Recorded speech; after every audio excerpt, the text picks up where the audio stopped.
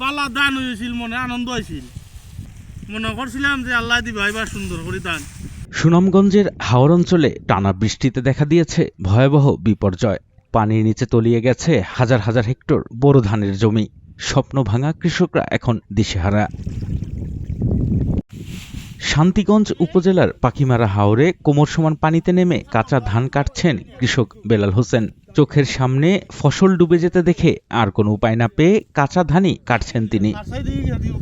আমরা দান করছিলাম, 5-6 মাস কষ্ট করে করছিলাম, 8-10 কার জমিন করছিলাম, আশা কইরা বালা দান হয়েছিল, মনে আনন্দ হয়েছিল, মনে করছিলাম যে আল্লাহ দিবা এবার সুন্দর করে দান।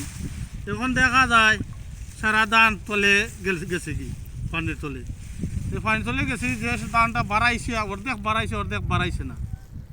মনে আর খিতা করমু, ওই বাচ্চা কাচ্চারাই নিয়ে এই দানটা দেখাইতাম কি দেখো কা যে আল্লাহ নি শুনবি, আল্লাহ যদি খাবাই খাইবাই। শুধু শান্তিগঞ্জ নয়, দিরাই, শাল্লা, জামালগঞ্জ ও ধর্মপাশা সহ জেলার অন্তত 18 থেকে 20টি হাওরের নিচু এলাকার ফসল তলিয়ে গেছে। কৃষি বিভাগের তথ্য অনুযায়ী প্রায় 1500 হেক্টর জমির ফসল পানির নিচে। আমার পানি নিতেছে গা, আপনার চলাতে খুব কষ্ট। আমরা বছরে একটা বসিল ভাই, প্রচুর টাকা খরচ করি যদি ধান পানি নেগা তো আমরা বাসা মরার সমান। কথা বুঝতে পারছেন নি? আমরা খুব কষ্ট দিন যাইতেছে। এরপরে আপনারা তো জানেন এক কানি খেত খরচ করতে আমার 5000 টাকা খরচ হয়। এলা 8 কানি 10 কানি খেত করে জুতো বানাতে করে সব দিন পানি তোলে। আপনি চাই দেখুন এগুলাই যা আছে, আমরা তো 8টা দিকে গেছুন কত পানি, এর মাঝে 4 আঙ্গুল 6 আঙ্গুল করে বাউতি আছে। এই ধান যে আপনি ঘরে তুলবার ক্ষমতাই নাই। এর ভিতরে যে একটা বান আছে, আসামুর একটা বান, এই বানটা যদি আপনি বেরিয়ে লাভার বান দেয় তাহলে পানি কমে যাবে গা, নাহলে পানার কমার ক্ষমতা নাই। স্থানীয়দের অভিযোগ, হাওরের পানি নিষ্কাশনের খাল ভরাট হয়ে যাওয়া এবং সুইচ গেটের অভাবেই এই জলাবদ্ধতা।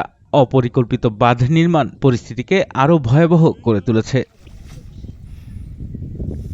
দীর্ঘদিন যাবৎ আমাদের আশা আছেন আস্তমার যে একটা বাঁধ দেওয়া হয়েছিল, হাওয়া রক্ষা বাঁধ, এখানে সুইচ গেট হওয়ার, কিন্তু অনেক দিন যাবৎ খালি দিচ্ছি দেরাম করতে আজ পর্যন্ত কোনো ব্যবস্থাই নেওয়া হয়েছে না।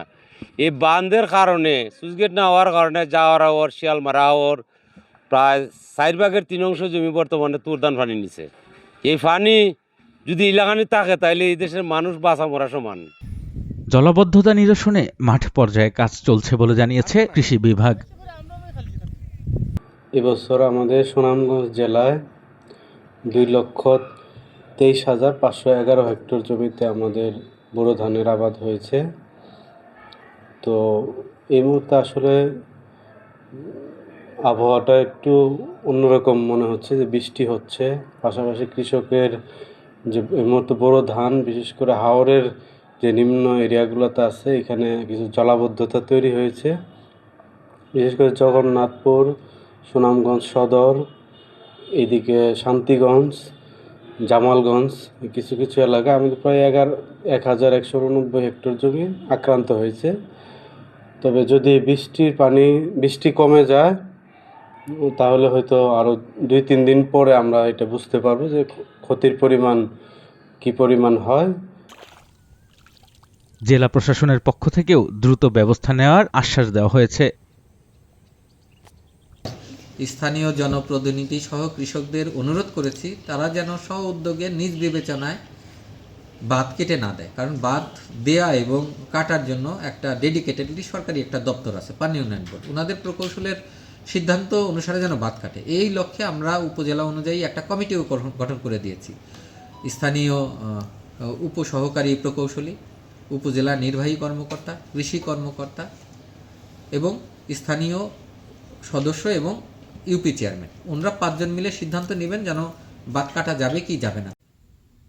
এবছর সুনামগঞ্জে 2,23,511 হেক্টর জমিতে বোরো চাষ হয়েছিল। প্রাকৃতিক এই দুর্যোগে ক্ষতিগ্রস্ত কৃষকরা এখন সরকারের সহায়তার অপেক্ষায়। আরিফুর রহমান, চ্যানেল 9।